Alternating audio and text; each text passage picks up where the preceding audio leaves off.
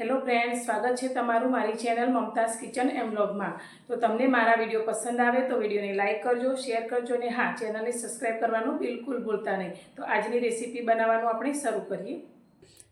આજે આપણે બનાવીશું 1 વાટકી પૌવામાં 2 ટામેટાં નાખી અને એકદમ હેલ્ધી અને ટેસ્ટી રેસીપી। જો તમે એકવાર આ રેસીપી બનાવી લેશો તો તેનો સ્વાદ તમે ભૂલી નહીં શકો, એટલી સ્વાદિષ્ટ બનીને તૈયાર થાય છે। આજની રેસીપી બનાવવા માટે મેં અત્યારે 1 વાટકી બટાકા પૌવાના જે પૌવા આવે છે, જાડા પૌવા, તે મેં લીધા છે, જેને સારી રીતે સાફ કરી લીધા છે અને સાથે 2 મીડિયમ ટામેટાના આ રીતે રફલી મોટા ટુકડા કરી લીધા છે। તો હવે અત્યારે આપણે એક મિક્સર જાર લઈ લઈશું અને લીધેલા પૌવાને આપણે જારની અંદર લઈ લઈશું અને તેની સાથે અત્યારે આપણે જે ટામેટાના ટુકડા કર્યા છે તે પણ અંદર લઈ લઈશું। જે વાટકીથી આપણે પૌવા લીધા છે તે જ વાટકીના માપથી મેં અત્યારે અડધી વાટકી દહીં લીધું છે, તે અંદર એડ કરીશું અને તેની સાથે અત્યારે મેં મીડિયમ તીખા હોય તેવા 2 લીલા મરચાં લીધા છે, જેના ટુકડા કરીને અંદર એડ કરીશું।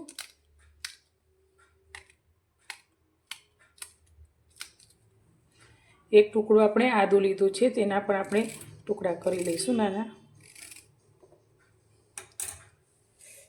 હવે અત્યારે બધું જ આપણે સારી રીતે પીસવાનું છે। જો પાણીની જરૂર પડશે તો આપણે અંદર પાણી એડ કરીશું।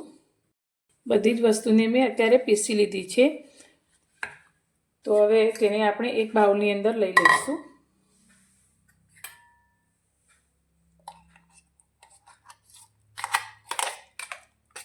તો અત્યારે આપણું આ બેટર થોડું ઘટ છે, તો આની અંદર આપણે મિક્સર જારમાં 1 વાટકી જેટલું પાણી રેડી અને બધું સારી રીતે મિક્સ કરી અને કાઢી લઈશું।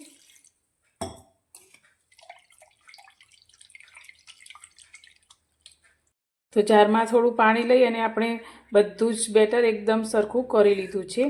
તો હવે આની અંદર અત્યારે આપણે થોડો સોજી ઉમેરીશું। તો અત્યારે આપણે 2 મોટી ચમચી જેટલો સોજી લઈશું। તમે સોજી કે રવો જે પણ હોય તે લઈ શકો છો અને તેને પણ સારી રીતે મિક્સ કરી લઈશું। જો ના ઉમેરવો હોય તો પણ ચાલે, પણ હોય તો 2 ચમચી ઉમેરવો, જેથી ટેસ્ટ ખૂબ જ સરસ આવશે।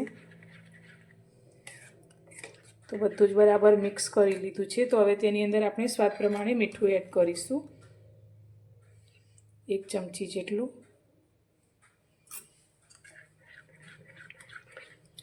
હવે અત્યારે આપણે તેની અંદર સોજી ઉમેર્યો છે, એટલે સોજી આ બેટરની અંદર સારી રીતે ફૂલી જાય તેના માટે આપણે તેને 10 મિનિટ જેવું રેસ્ટ આપીશું।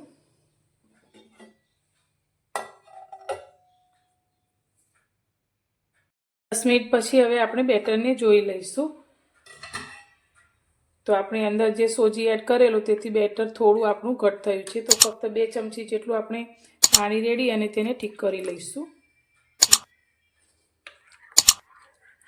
હવે આપણો નાસ્તો ઠંડો થયા પછી પણ એકદમ સરસ સોફ્ટ રહે તેના માટે અત્યારે આપણે 1 ચમચી જેટલું અંદર તેલ ઉમેરીશું અને સારી રીતે મિક્સ કરી લઈશું।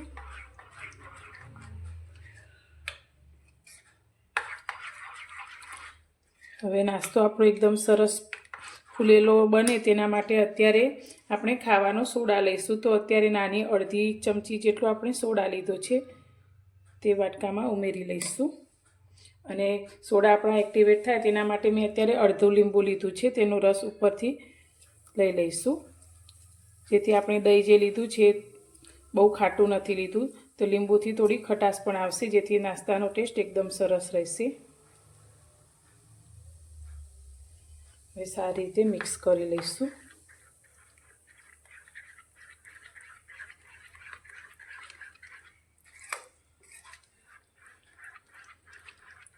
તો થોડા જ મસાલા સાથે બનતો આપણો આ નાસ્તો ખાવામાં એટલો ટેસ્ટી બને છે કે તમે વારંવાર બનાવશો।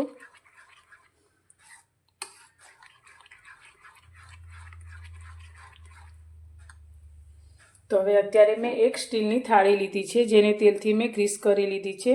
તો બનાવેલું બેટર આપણે થાળીની અંદર લઈ લઈશું। તો અત્યારે આપણે ટામેટાં અને પૌવાના ઢોકળા બનાવીએ છીએ, જે ખાવામાં ખૂબ જ સ્વાદિષ્ટ બને છે। તો તમે ક્યારેય ના બનાવ્યા તો એકવાર જરૂરથી બનાવજો।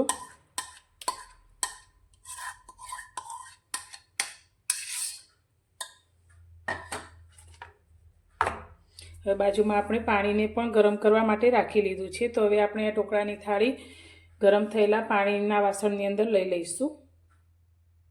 અત્યારે વાસણમાં પાણી આપણું થોડું ગરમ થઈ ગયું છે ને વચ્ચે મેં આ રીતે ગોળ રીંગ મૂકી છે. તો હવે આપણે જે થાળી તૈયાર કરી છે તેને વચ્ચે મૂકી દઈશું અને ઉપરથી ઢાંકી અને આપણે 10 થી 12 મિનિટ માટે આ ઢોકળાને સ્ટીમ કરીશું. ઢોકળાને સ્ટીમ થતાં 12 મિનિટ જેટલો સમય થઈ ગયો છે. તો હવે આપણે જોઈ લઈશું. ઢોકળા આપણા સરસ રીતે બફાઈ ગયા છે. તો ગેસની ફ્લેમ અત્યારે બંધ કરીશું અને થાળીને આપણે થોડીવાર માટે ઠંડી થવા દઈશું. થાળી આપણે ઠંડી થઈ ગઈ છે. તો પીસ કરવા માટે આપણે કટ લગાવીશું. તો અત્યારે આપણે ચોરસ ટુકડામાં થાય તે રીતે કટ લગાવીએ છીએ. તમે સ્ક્વેર કટમાં પણ કરી શકો છો.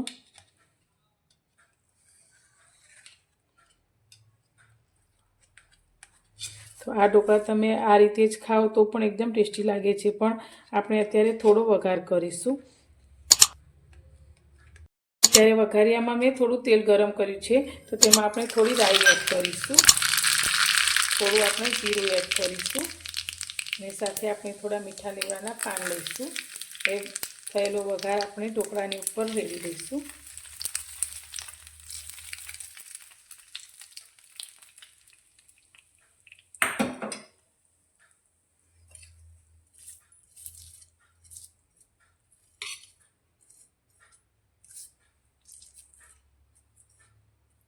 તો બધા ઢોકળા ઉપર આપણે સારી રીતે વઘારને ફેલાવી લીધો છે. તો હવે આપણે ઢોકળાના પીસને બહાર કાઢીશું. તો તમે જોઈ શકો છો એકદમ સરસ એવા આપણા ઢોકળા બનીને તૈયાર થયા છે. એકદમ સ્પોન્જી આપણા ઢોકળા તૈયાર થયા છે. આપણે આને ટામેટા સાથે બનાવેલા તો પણ એકદમ સરસ એવા ખાવામાં પણ એકદમ ટેસ્ટી બનીને તૈયાર થયા છે. તો તમે આ ઢોકળાને ટામેટાની ચટણી, કોથમીરની ચટણી સાથે ખાઈ શકો છો અને એમના એમ જ પણ ખૂબ જ સ્વાદિષ્ટ લાગે છે. તો તમને આજની આ રેસીપી કેવી લાગી તે મને કોમેન્ટમાં જરૂરથી જણાવજો અને પસંદ આવી હોય તો વિડીયોને લાઇક કરજો, શેર કરજો અને મારી ચેનલ પર નવા છો તો ચેનલને સબસ્ક્રાઈબ કરજો. તો ફરી મળીશું એક નવી જ રેસીપી સાથે નવા વિડીયોમાં.